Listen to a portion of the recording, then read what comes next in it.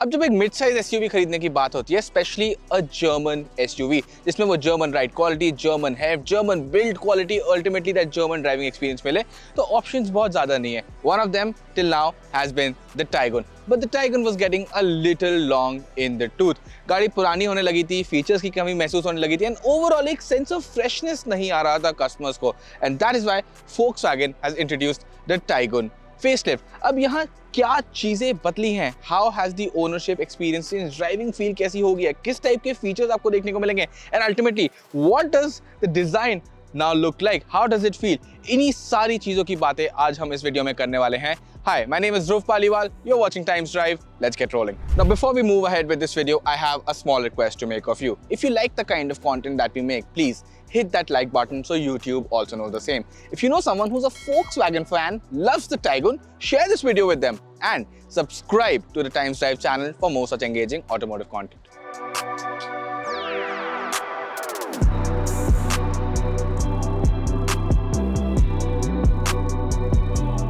अब स्टार्ट करते हैं टाइगन फेसलिफ्ट के डिजाइन के साथ। डिजाइन की बात करूं, फ्रंट एंड की बात करूं, तो स्पेसिफिकली आप यहां पे देखेंगे सबसे पहले तो हेडलैम्प्स को एक नई शेप दी गई है।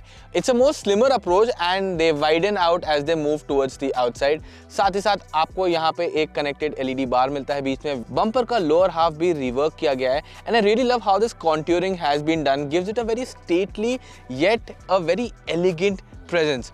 ओवरऑल Volkswagen ने यहाँ पे क्या किया है, that they have given the Taygun a similar look as bigger cars from their lineup, specifically like the Tayron. And ये जो connect अब VW Taygun के buyers को मिलेगा with bigger SUVs from the lineup, that's going to feel nicer, that's going to feel a little bit more premium, and overall family look भी काफी अच्छा ही है। What do you think about the Taygun's front end look? Does it look like bigger SUVs from the VW lineup? नीचे comment section में मुझे जरूर बताइए। अब साइड से बात करें तो simple, like all car makers when they're doing a facelift, बहुत ज्यादा कुछ यहाँ नहीं बदला है। The silhouette of the Taygun remains the same, लेकिन हाँ, एक नया alloy wheel डिजाइन आपको यहाँ जरूर देखने को मिलता है। अब रियर की बात करें, once again Taygun की झलकियां यहाँ पे अभी भी दिखती हैं। Car looks pretty much similar, but there is obviously that one major change which we all like. LED bar तो पहले भी कनेक्टेड यहाँ पे आता था, बट अब जो सेंट्रल लोगो है वो भी इल्यूमिनेटेड हो गया है, एंड लाइट सिग्नेचर नया है, काफी क्लासी, काफी एलिगेंट, मैं तो कहूँगा मिनिमलिस्ट भी लगता है। Has a very European, distinctly European vibe to it. Do you think the same? बताइए मुझे ऑब्वियसली। नीचे की तरफ बात करें, यहाँ पे बम्पर पे भी थोड़ी सी रिवर्किंग करी गई है। Overall do you not going to miss the fact that this is a Taigun from the behind. अब इसी के साथ अंदर चलते हैं, देखते हैं वहां पे चीजें कैसी हैं।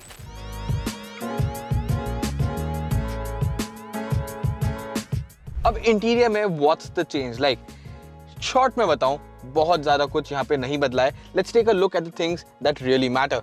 फर्स्ट ऑफ ऑल, जो स्क्रीन्स थी यहाँ पे सिमिलर रहती हैं पहले की तरह, but what Volkswagen has done is they've changed the user interface a little. Driver instrument cluster की बात करूं, डिजिटल है अभी भी, बट अब यहाँ पे आपको और ज्यादा इंफॉर्मेशन डिस्प्ले पे मिलती है। If you driven a larger Volkswagen और ऑडी जैसी गाड़ी आपने देखी हैं, तो उनमें जो आपको एक वर्चुअल कॉकपिट वाली फीलिंग आती थी, that is what Volkswagen has done over here. काफी सारी इंफॉर्मेशन इस डिस्प्ले पे आती है, काफी ऑर्गेनाइज वे में आती है। आप अपने पूरे मैप्स लगा सकते हैं, आप अपनी ट्रैवल की फिगर्स जैसे कि आपका ट्रिप डेटा, ये सारी चीजें देख सकते हैं। फ्यूल एफिशिएंसी, स्पीड को भी आप अलग या तो राउंड डायल्स वाले फॉर्मेट में देख सकते हैं, या फिर एक रेगुलर स्पोर्टी फॉर्मेट में जहाँ पे चीजें बहुत ऑप्टिमाइज तरीके से डिस्प्ले करी गई हैं। So I think that's a real neat touch, feels really premium, and I think मैं यहाँ पे ये भी कहूँगा इस सेगमेंट में I think this is one of the best driver instrument clusters. जी हाँ, बहुत ज़्यादा फोकस नहीं करते हैं हम इसकी कन्वीनियंस पे, but I think drivers instrument cluster is one of the most important features in a car, and this is pretty much packing one of the best ones in the segment. साथ में ही बात करता हूं इस touch screen की। अब यहाँ पे फंक्शनैलिटी सिमिलर हो गई है, थोड़े कलर्स में डिफरेंस फील होता है, एंड ऑनेस्टली पोजिशनिंग चीज़ों की थोड़ी बहुत चेंज हो गई है। You get your driving data and all also over here. Overall मैं यहाँ पे कहूँ the experience of using the infotainment touch screen in the Taigun, that is pretty much the same. अब मैं टाइगन की रियर सीट में आ चुका हूँ, एंड वंस अगेन मैं यहाँ पे कहूँगा तो पुरानी टाइगन की कंपैरिजन में चीज़ें काफ़ी सिमिलर ही है, but for one big difference, and that is a panoramic sunroof. पहले टाइगन में एक रेगुलर इलेक्ट्रिक सनरूफ आती थी जो सिर्फ आगे के पैसेंजर्स को ही वो सनरूफ वाले मजे देती थी। One thing is there, this is a panoramic sunroof on the smaller side of things. अगर थोड़ी पीछे तक और आती, थोड़ा और प्रीमियम फील होती, थोड़ा और कैबिन का एम्बियंस जो है बेटर होता। एंड ऑनेस्टली यहाँ पे मैं ये कहूँगा कि It is there, it's not the best panoramic sunroof out there, but yes, it does do the job. I have one complaint though. VW, you should have added a sunshade to the Tiguan. ये एक ऐसा feature है जो मैं तो कह रहा हूँ गाड़ियों में बहुत ही इंपॉर्टेंट होता जा रहा है with the levels of heat we are seeing in India. So एक sunshade यहाँ पे missing है. I think that's the only feature that I find missing.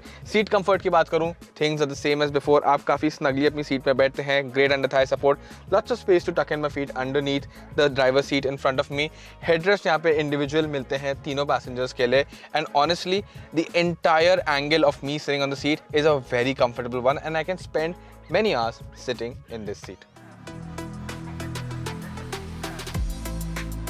तो अब हम आ चुके हैं Tiguan की ड्राइवर्स सीट में, and the powertrain that is there in the car that I'm driving, it's a 1 liter TSI engine. पहले भी आता था 115 PS, 178 Newton meters of torque. We all know the figures, we all know how this engine feels. And honestly, engine experience की बात करूँ, कुछ भी नहीं बदला है यहाँ पे.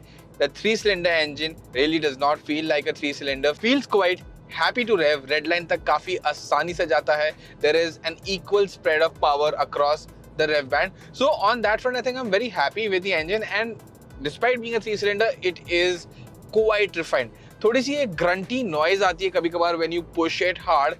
Honestly, it is not a bad noise. It is actually a nice sound. It is a nice exhaust note for your ears.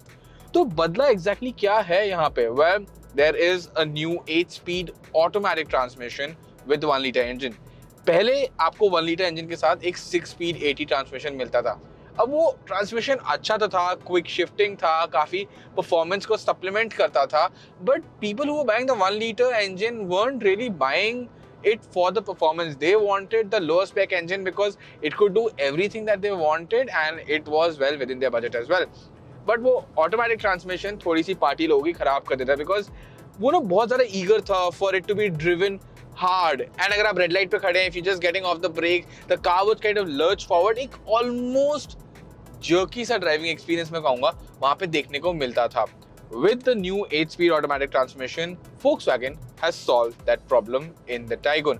अभी because the gears are spread across 8 cogs, पहली बात तो आपके यहाँ पे जो गियर रेशियोज है वो और थोड़े क्लोज हो जाते हैं, and the shift is basically a little bit more seamless between them because of that. But more than that, that jerky nature of the transmission that has been brought under control. This one too is eager to be driven, but it's not overly eager. यहाँ पे आपको ये देखने को नहीं मिलता कि आप just ब्रेक छोड़ रहे हैं and the car is kind of lurching forward. In that sense, this gearbox is quite smooth. अगर shift quality की बात करें, if you're in regular drive mode, जो कि transmission का एक मोड होता है, over there shift quality is not very quick, but it is very very smooth to a point कि आपको कभी कभार तो shift हो गया है ये पता ही नहीं चलता है. And if you want your shifts to be a little bit more hurried, आप थोड़े spirited fashion में चला रहे हैं गाड़ी, if you want that drama, that sense of engagement, all you have to do is just pull down on the transmission lever and the transmission now enters sport mode. अब sport mode का मतलब क्या है? Well, ये गाड़ी का engine का mode नहीं है, transmission मोड है. एंड यहाँ पे quite simply I have to say this, जो शिफ्ट टाइमिंग है वो थोड़ी क्विकन हो जाती है, एंड उसकी वजह से ऑब्वियसली शिफ्ट की जो स्मूथनेस है वो थोड़ी सी कम हो जाती है. But what this helps you do is, पहली बात तो गाड़ी जो है हायर आरपीएम तक रेव करती है.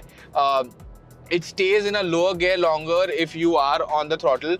And अगर आपको थोड़ी सी extravert performance, you want that spirited driving experience, तो आप sport mode का जब यूज करेंगे तो quite simply यहाँ पे जो shift timing है वो थोड़ी quicken हो जाती है, and उसकी वजह से obviously smoothness भी थोड़ी कम देखने को मिलती है. बट ओवरऑल अगर इसको यूज करने का एक्सपीरियंस है, स्पोर्ट मोड में भी ये गियरबॉक्स काफी अच्छे से ओवरऑल रिफाइनमेंट में कहूँ काफी सही साबित होता है. And for a family driving experience, I think this is quite a good powertrain. यहाँ पे powertrain से हटके अगर यहाँ पे राइड क्वालिटी की हम बात करते हैं तो अगेन बहुत ज़्यादा कुछ नहीं बदला है. We've been driving on flat highways for a long amount of time and the car feels really calm, really composed over all kinds of surfaces. थोड़ा यहाँ टामैक भी देखने को मिला, थोड़ी concrete roads भी देखने को मिली, थोड़ा ऊबड़ खाबड़ भी था, एंड जेन्युइनली मैं तो ये कहूंगा कि अगर आप थोड़ी बहुत टूटे हुए रास्तों से भी जा रहे हैं, वहां पे if your speeds are say 50-60, the car actually takes all the obstacles on the road in its stride. यहाँ पे ऐसा नहीं फील होता कि आप you getting pushed around inside the cabin.